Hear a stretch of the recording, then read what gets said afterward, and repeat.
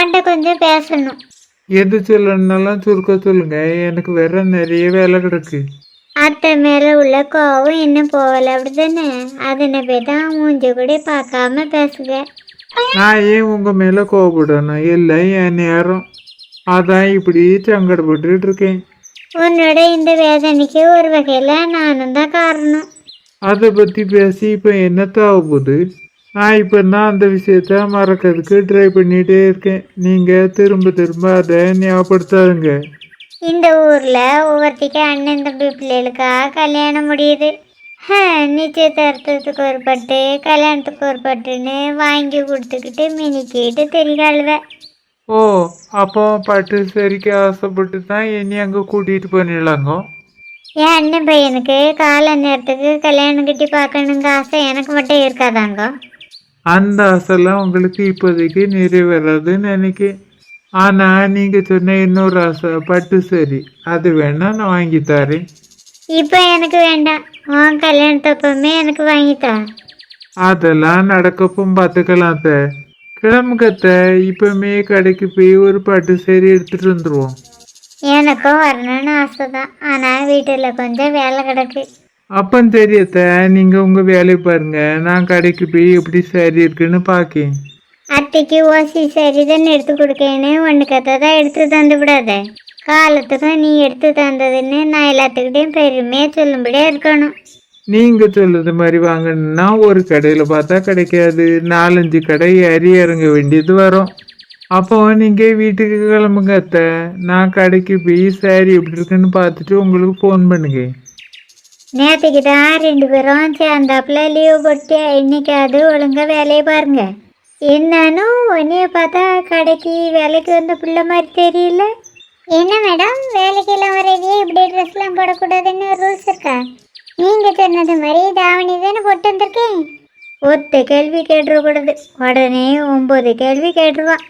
2 பேரும் ஒரே இடத்துல நின்று கதை விடாமல் கஸ்டமர் வந்தாக்கி தேவையான துணியை கேட்டு கொடுங்க. அதுக்கு நாங்கள் பக்கத்து கடைக்கு தான் போக வேண்டியது வரும். அப்படிலாம் பண்ணிவிடாத. நம்ம கடையில் இருக்க துணியே எடுத்துகிட்டு போய் கட்டாயப்படுத்தி யார் தலையிலும் கட்ட முடியாது. கட்டாயம் ஒன்றும் படுத்தண்டா. இங்குள்ள துணியை பற்றி பெருமையாக பேசு, எல்லாரும் வாங்கிட்டு போவேன். துணியை பற்றி எப்படி பெருமையாக பேசணுங்கிறத கொஞ்சம் சொன்னால் நல்லாயிருக்கும். இப்படி சந்தேகம் கேட்டால் என்னன்னு சொல்லி தருவேன். நான் சொல்லுவேன், அதை 2 பேரும் கவனமாக கேளுங்க. இங்கே இருக்க சேலையை காமிச்சு ஒரு படத்து பேரை சொல்லி அந்த படத்தில் உள்ள நடிகை கட்டுனானு பெருமையாக சொல்லுங்க. உடனே வந்தவளும் கண்ணை மூடிட்டு வாங்கிட்டு போயிடுவாங்க. மேடம், அப்படியே போயெல்லாம் சொல்ல முடியாது. சொன்னோம்னா மறு செகண்டே கண்டுபிடிச்சிடுவாங்க. கொஞ்சம் பொருந்தபடியே சொல்லு, நம்பி வாங்கிட்டு போயிடுவாங்க. பொருந்தபடியே சொல்லணுன்னா இந்த சேரியை எங்கள் ஓனர் கட்டுனாவன்னு சொல்லலாம். நபரு, அப்படி மட்டும் உண்மையாக உளறி கொட்டி விடாத. வேற இந்த கடை பக்கம் வர 1-2 கஸ்டமரும் வராமல் போயிடுவாங்க. ஆனால் இங்கே உள்ள வேலையை மகா பார்த்துக்கிட்டோம். நீ என்ன பண்ணுங்க, அந்த அட்டை பாக்ஸில் இருக்க ட்ரெஸ்ஸை பக்கத்தில் இருக்கிற கபோர்டில் அடிக்க வச்சிரு. எனக்கு பேங்க் வரைக்கும் போக வேண்டிய வேலை இருக்குது, நான் போயிட்டு வரேன். நீங்கள் போங்க மேடம், கடையை நாங்கள் பார்த்துக்கிட்டோம். அப்பாடா, ஒரு வேலையை போயிட்டு இப்போ தான் நிம்மதி. மேடம் சொன்னது சரிதான். நீ என்ன கடைக்கு வர்றது மாதிரியே வந்திருக்க. போட்ட ட்ரெஸ்ஸே போட்டு போர் அடிச்சு போச்சு, அதான் இதை தூக்கி போட்டிருந்தேன். இந்த ட்ரெஸ் எப்போ எடுத்ததானு நான் பார்த்ததில்ல. இந்த ட்ரெஸ்ஸு எனக்கே பிடிக்கல, அதான் நான் உங்ககிட்ட காமிக்கவே இல்லை. மது, இந்த ட்ரெஸ்ஸுக்கு என்னடி குறைச்சல்? நல்லா தானே இருக்கு, எதுக்கு இதை பிடிக்கலன்னு சொல்லுங்க. அதுக்கு ஒரு காரணம் இருக்கு. என்ன காரணங்கிறத சொல்லலாம். மாப்பிள்ளை வீட்டுக்கார என்னைய பொண்ணு பார்க்க வரவங்களா அன்னைக்கு கொடுக்கறதுக்குன்னு எங்கள் அப்பா ஃபாரின்லேருந்து அனுப்பி விட்ருக்காங்க. ஓ, அப்போ இன்னைக்கு உன்னைய பொண்ணு பார்க்க வரவளா? அப்படிலாம் ஒன்றும் இல்லை மது, எனக்கு இதை உடுக்கணும்னு தோணுச்சு, அதான் உடுத்துட்டு வந்தேன். நானும் இந்த ட்ரெஸ்ஸை உடுத்துட்டு வந்த நேரத்தில் வந்து பார்க்கேன், ஒருத்த மொழியும் சரியில்லை. அங்கே ஒருத்தனை பாரு, ஆளை முழுங்குற மாதிரி பார்த்துட்டு இருக்கான். மகா, நீ இந்த கடையில் தான் வேலை பார்க்கியோ? ஆமாண்ணே, இங்கே தான் வேலை பார்த்துட்டு இருக்கேன். நீங்கள் எப்படி இருக்கேன்? நல்லா இருக்கேடா? நல்லா இருக்கேம்மா, நீ எப்படி இருக்க? நானும் நல்லா இருக்கேனே. அப்புறம் சேரி எடுக்கே வந்தியே? துணியெல்லாம் எப்படி இருக்குன்னு பார்த்துட்டு போதான் வந்தேன். அப்புறமா அத்தையை கூட்டிகிட்டு வந்து தான் ட்ரெஸ் எடுக்கணும். வாங்கண்ணே, ட்ரெஸ் எல்லாம் எப்படி இருக்குன்னு நான் எடுத்து காமிக்கேன். நான் ஏற்கனவே பார்த்துட்டேன், நல்லா தான் இருக்கு. அப்புறமா அத்தையை கூட்டிட்டு வந்து எடுக்கேன். சரி மகா, நான் போயிட்டு வரேன். ஏய் மது, அங்கே பார்த்துட்டு இருக்க?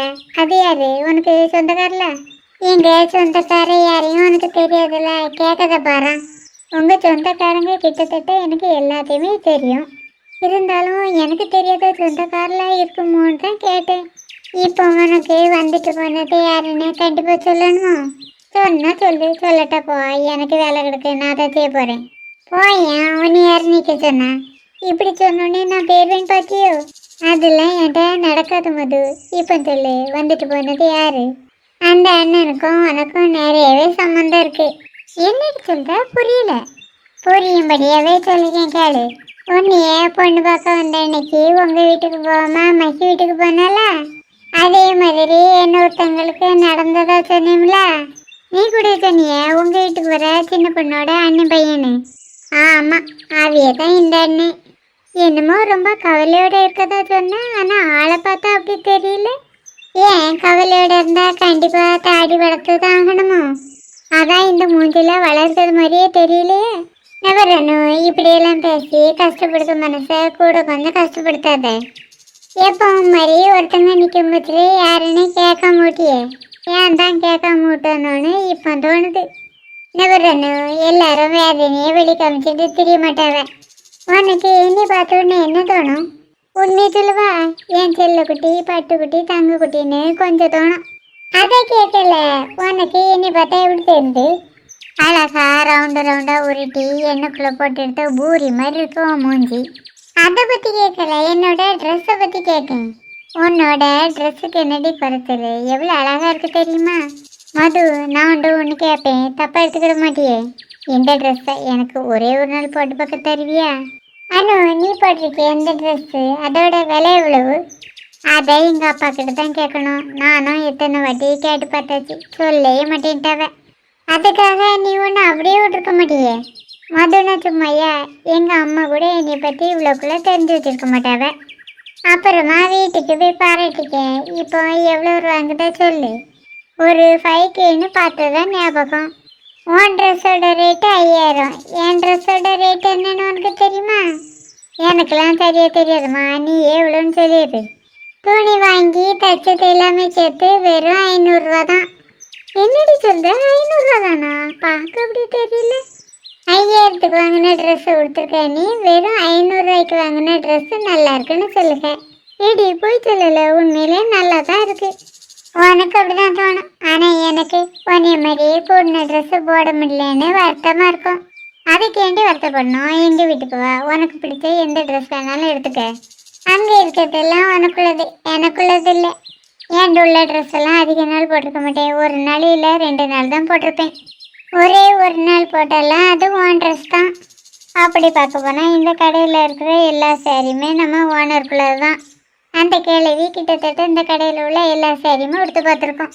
நான் ஒன்று சொன்னால் கோச்சிக்கிட மாட்டியானு? என்ன வந்து இப்படி பேசுத? நீ தான் என்னோட பெஸ்ட் ஃப்ரெண்டாச்சே. நீ அடித்தா கூட நான் சந்தோஷமாக வாங்கிடுவேன். நீ சொல்லதை கேட்க என்னமா நல்லா தான் இருக்கு. ஆனால் உனக்கு எப்போவுமே அந்த மகி தானே பிடிக்கும். விஷயம் தெரிஞ்சுக்கிட்டு நீ இப்படி பேசாத, அப்புறம் என் மனசும் கஷ்டப்படும். உனக்கு மட்டும்தான் மனசு இருக்குது மாதிரி பேசாத, எல்லாத்துக்குமே மனசு இருக்கு. வீட்டில் உள்ள வீட்டு தான் அப்படி பேசுறேன்னா கொஞ்சம் வெளியிலேயாவது பார்த்து பேசலாம்ல. நான் தான் உங்க அண்ணன் வந்துட்டு போத்துட்டோம், ஒன்றுமே பேசாமல் அமைதியாக தானே நின்றுட்டு இருந்தேன். நான் இங்கே நடந்ததை பற்றி சொல்ல வரல. நேற்றைக்கு ஒருத்தங்க நம்ம கடையை பற்றி விசாரிச்சவள, அப்போ நீ பேசுனது தப்பு. எனக்கெல்லாம் அது தப்புன்னு தோணலம்மா. அவன் முன்ன பின்ன தெரியாத நம்மளை பார்த்து பல்ல கட்டிட்டு பேசினான். அதான் நானும் சிரிச்சுக்கிட்டே அவனை திட்டினேன். எனக்கு என்னமோ உங்கள் சொந்தக்காரெலாம் இருக்குன்னு தான் தோணுது.